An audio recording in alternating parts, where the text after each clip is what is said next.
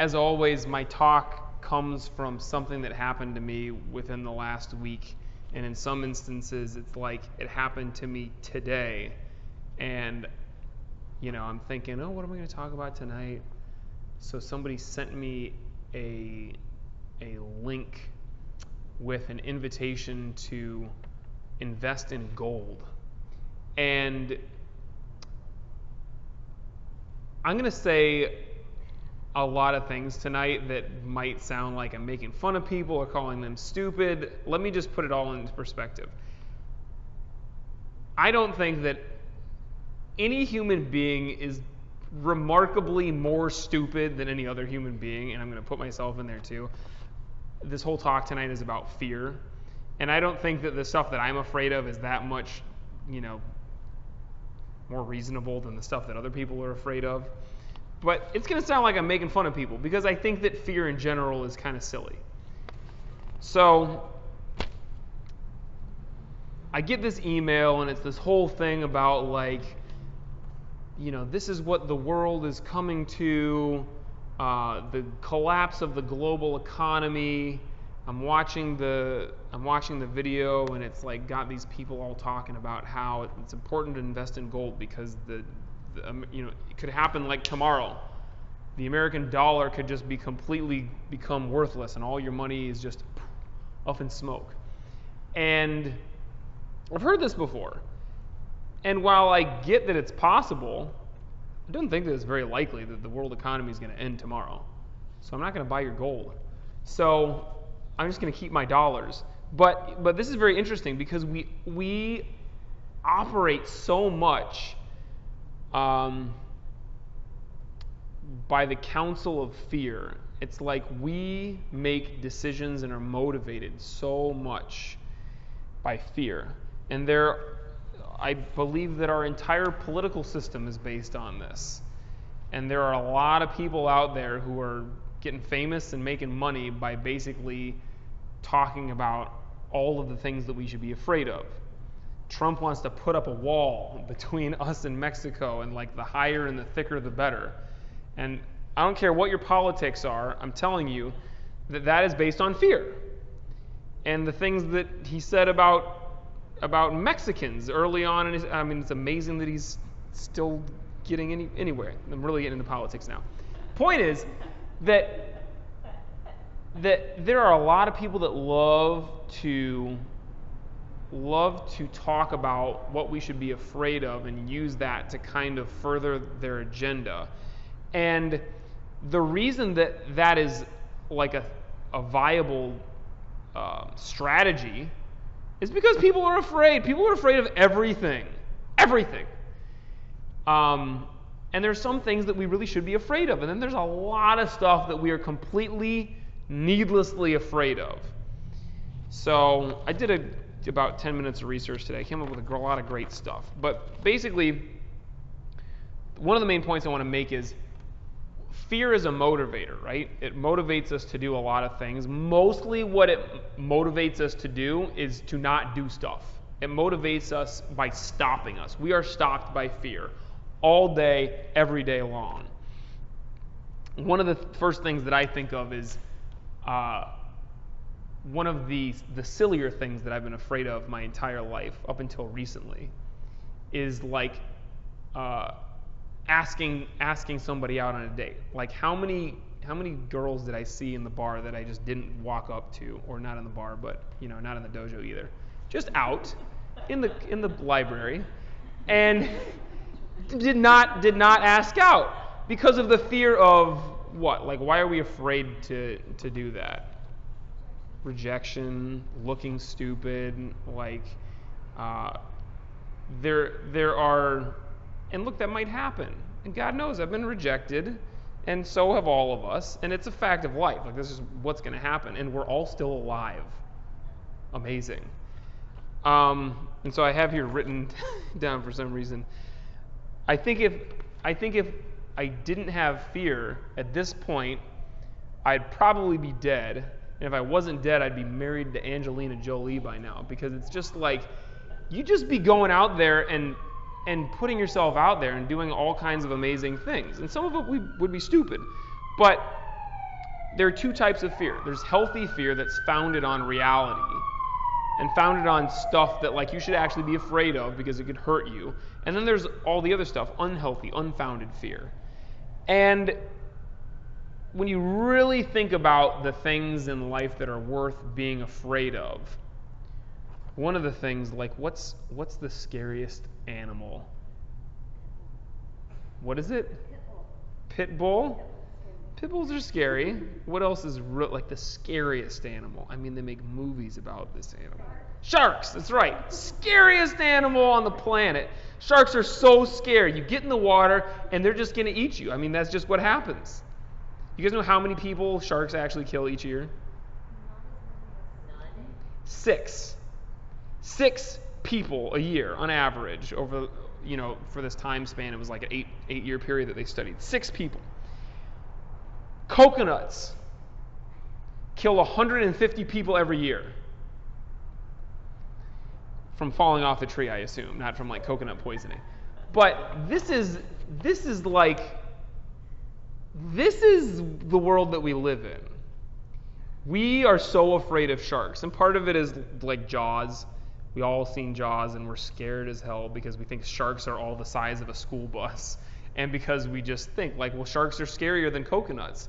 But the reality is you are way more likely to die. I mean, like 1,000% more likely to die. That's probably not accurate math. But you're going to die from a coconut way before you're going to die from a shark. How much time do you spend each day being afraid of coconuts?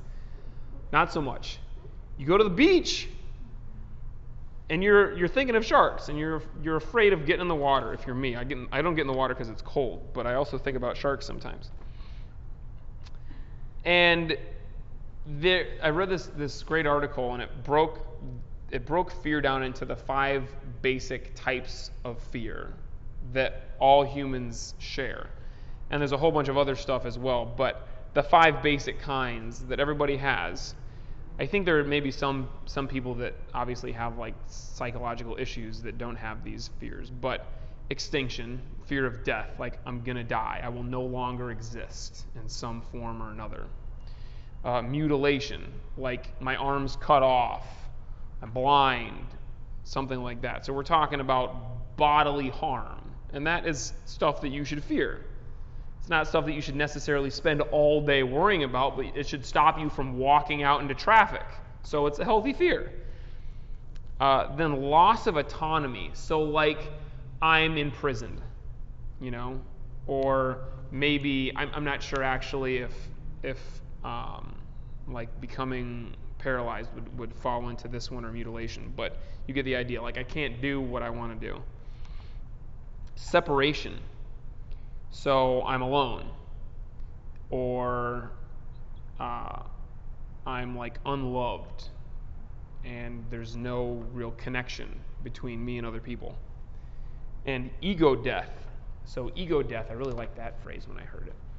But ego death, while that is something that in the way that we talk about the ego, that's kind of what you want to do and experience through meditation is the momentary loss and transcendence of the ego. This is talking about like becoming embarrassed, just completely humiliated in front of people, and it's like, oh, if this talk doesn't go well, I just don't think I'll be able to handle it.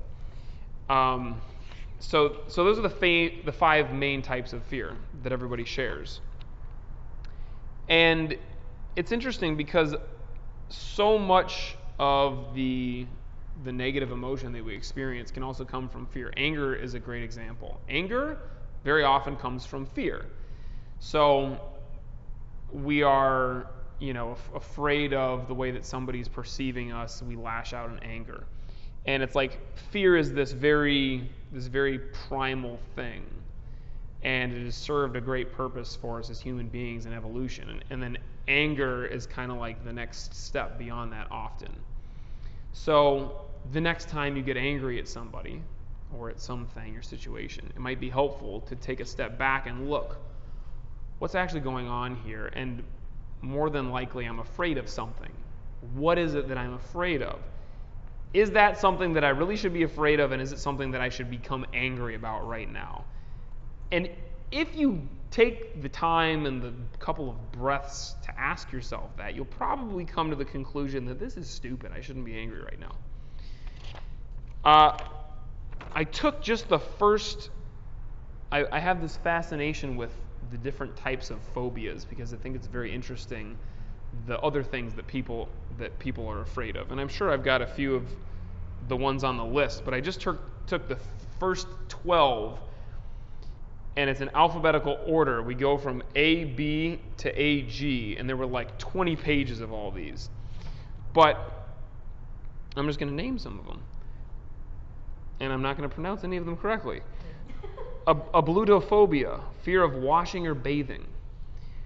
Acrophobia, fear of itching or the insects that cause itching. Acerophobia, fear of sourness. Acluophobia, fear of darkness. Acoustophobia, fear of noise. I have that sometimes. I hate the turn signal in my car. I do not use the turn signal in my car unless I absolutely have to, because that like rhythmic sound, it drives me insane. Acrophobia, fear of heights. That just makes sense. Standing on top of a building, be afraid of that. Aerophobia, fear of drafts, air swallowing, or airborne noxious substances. That sounds scary. Aeroacrophobia, fear of open high places. This is my favorite one. Aeronausophobia, fear of vomiting secondary to air sickness. So we've all had that. Like you're in a plane and you're starting to get sick and you start to think about vomiting. But all these phobias are like, this is a very intense version of it, right? Agatiophobia, fear of insanity. Agliophobia, fear of pain. Agoraphobia, fear of open spaces or being in crowded public spaces like markets. Or fear of leaving a safe place. And this is like the first 12, and these are things that are common enough to have names, right? And it's like there are things that happen in our lives. There are events, there are traumas that cause fears, and then there are just things that we're afraid of for no particular reason. One of the ones that I picked down from slightly further down the list is autophobia, fear of being alone, unloved. And that is really obviously tied to that separation fear that everybody shares. And I think there are very few people who are not psychopaths that aren't afraid of being alone. And the really interesting part of this is there's like a dual definition of autophobia. Not only is it fear of being alone, but it's also fear of yourself or self-fear. And if you think about it, the reason that we are afraid of being alone is usually because we don't want to be by ourselves. And this is really the place to look. So I had probably my first real relationship just ruined by completely being afraid of being alone. You guys ever done this before where there's somebody, and it might be a romantic relationship, it might just be a friendship or somebody that you just kind of like, and you're like so afraid that they don't like you as much as you like them, that you're like Chris Farley. What's that sketch that he used to do? He's like, I love it, I pet it, and then I smash it and I crush it, and it's like that's what we do to the people. I had this relationship where it's like I would literally be checking my phone every 5 minutes, and I'm like, why hasn't she called me back? Why isn't she texting me back? Why hasn't she called me back? And then when I get on the phone, I can't be anything other than completely insane because I've been spending all that time being worried about that. And while it might be, something that comes from experience and something that actually makes sense to be afraid of, like God knows, like I said, I've been rejected and I've been alone. Probably my parents left me alone when I was 3 years old for an extra hour with a babysitter, and from then on I was like, I hate this. I can't handle being alone for the rest of my life. But it's so interesting because that, like, it doubles down and it feeds back on itself. And it is really from this, there's this saying or this acronym that somebody made up. Fear is false evidence appearing real. And I think it's cheesy, but it's kind of true. It's like we make it up. Most of the stuff we're afraid of is just something that we came up with. And we've decided, like, if I see a spider, it's going to kill me. Like, literally being near that spider, I will die. And this idea of being alone really stems from this fear of yourself. It's like we can't stand our own thoughts.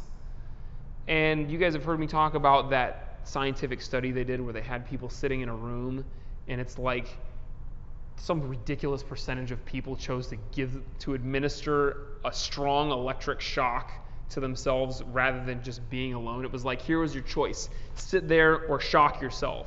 And everyone's choosing to shock themselves because they don't want to just sit there and think. And I was definitely like that at a certain point in my life. I don't know if I would have shocked myself, but I didn't enjoy just being there by myself. I think when we're kids, when we're infants, we love it. It's like we just play with blocks. I mean, now kids can't do that. I mean, Catherine's kids are just, everyone's got to have an iPad at all times, and you're swiping and doing all kinds of stuff. But it's the same basic thing. It's like, I can handle being alone. And then at a certain point, it's like, I don't like this at all. This is terrible, because you're left alone with your own thoughts. And unless you're really entertained and distracted by something, you come face to face with that. Yourself. The worst possible thing in the world. And then I found meditation. I found martial arts. And I suddenly enjoyed being by myself. And I also enjoy being with other people. But I would spend hours driving to and from the dojo in Michigan. I would just be in the car by myself. And sometimes I would put on a book on tape or listen to the radio. And a lot of times I would just be there in silence driving the car. And it was wonderful. The most peaceful time in my life, I think. Just silence. And I have this like fantasy of just like being on a deserted island at some point in my life, and just being able to sit and meditate and eat coconuts, not get killed by them, and just how like nice that would be. And then I think like, oh no, actually I want to teach martial arts and be with people, but it would be great, to just be by myself for a little bit. And that's part of what meditation gives us, is a daily opportunity to be that, to be by yourself and really get in tune with yourself, and to get confronted by those thoughts that we have that cause us to be so deathly afraid of ourselves and deathly afraid of other people, and deathly afraid of both being by ourselves and being in front of people, which is something that I used to be afraid of, but not so much anymore.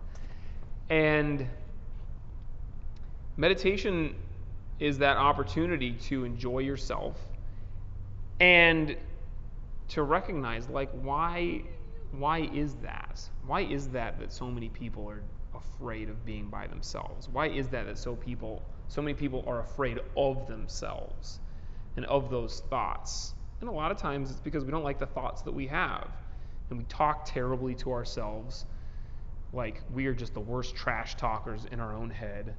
You idiot, how could you do that? Of course he doesn't want to go out with you. Of course you failed that test, whatever. Like, it's all worthless thoughts. And the last thing that I have written down here is about love. If you're going to enjoy being by yourself or enjoy being with other people, it's all come back to love. And when we meditate, you guys know there are different kinds of meditation. There are types of meditation which are based on,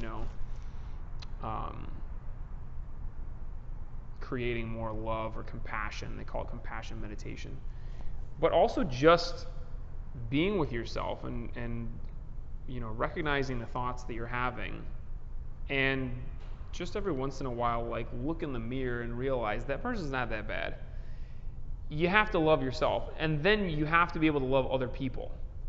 This is the antithesis of fear, I think. I don't think that really the way to get past fear is to be brave. It's like to be brave, or they say, to be courageous. It can only happen while fear is present, right?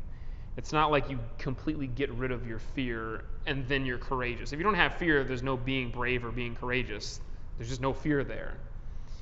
And that's one way to deal with it, is to, in the face of fear, act anyways, to be brave and to be courageous. And that's going to happen. That's mostly what we're going to do. And then there's the other way to deal with it, which is to just let that fear dissolve through love, through self-love, through love of other people. And it's because in the presence of that, fear doesn't really have a place. When you focus on that, like I'm partners with Kaya, and I can choose to be afraid of her punching me in the head, or I can choose to just lovingly give her the best practice that she can get. And sometimes that means punching her in the head, and sometimes that means helping her, fixing her technique, whatever. But that is really it. I mean, that's the essence of being a great partner, is love. And I don't mean like you got to marry your partner. I mean that in that moment, that's really what we're practicing. And that's really the basis of being a great martial artist, learning how to love yourself, learning how to love other people. Well, what do you mean? We're punching and kicking each other and throwing each other and choking each other out. Yeah, I do that. I will punch and kick every single one of you, and I will choke all of you because I love you, because I want you to get better. And that's it. I promise you I will never, ever punch, kick, throw, choke you, or even yell at you out of fear and anger or out of not liking you. I will ignore you if that happens. If you do something that really pisses me off, I'm just going to pretend you're not there. But if I am like giving it to you, it's because I love you. And if you are ever getting that experience with your partners in class, that's really what's there. And you can see it. I mean, you can see it in your partner's face. Sometimes they're going to be like this when you're sparring with them or when you're grappling with them. This isn't love. Sometimes your partner is going to be like this when they're choking you. That's love. Like they're enjoying their practice and they're enjoying spending time with you. And that is how you really get beyond fear. So the next time you find yourself experiencing fear and experiencing the other emotions that come from that, take a step back and you can ask yourself, is this really worth it? Is this worth being angry or afraid of? And I challenge you to live in reality and not find that it just makes more sense to just be spewing love like with yourself when you're sitting and meditating, or just like thinking or driving down the street in the car, or when you're working with partners, or just like the people in your life, for God's sake. I mean, there is really no need to be afraid of the people that we come into contact with most of the time. Sometimes people are going to try to attack you, and you do what you need to do with them. But man, is this a far cry from the kind of talk that you would hear at most martial arts schools. First of all, most martial arts schools, there wouldn't be any talking. There'd just be hitting each other. And then the ones that do talk about it, it's like, this person is your enemy, they're your opponent, and they're trying to kill you. And this is part of the reason why we never use the word opponent, right? Because this is reality. Reality is that they are not trying to kill you most of the time. They're just trying to talk to you, or they're just trying to ask you for directions, or they're just trying to be in a relationship with you. So just be realistic with people and with yourself. So when you sit to meditate, this is an opportunity to catch your thoughts. Catch them immediately. And then recognize what they are, and then let them go. And from meditation, you will just get this effortless sense eventually of peace and bliss that bubbles up from what you are naturally and really, behind the ego and beyond all of that fear and anger and resentment and jealousy and all of that stuff, is just love and bliss and complete connection with everybody and everything. Because that's real. Sit, comfortable.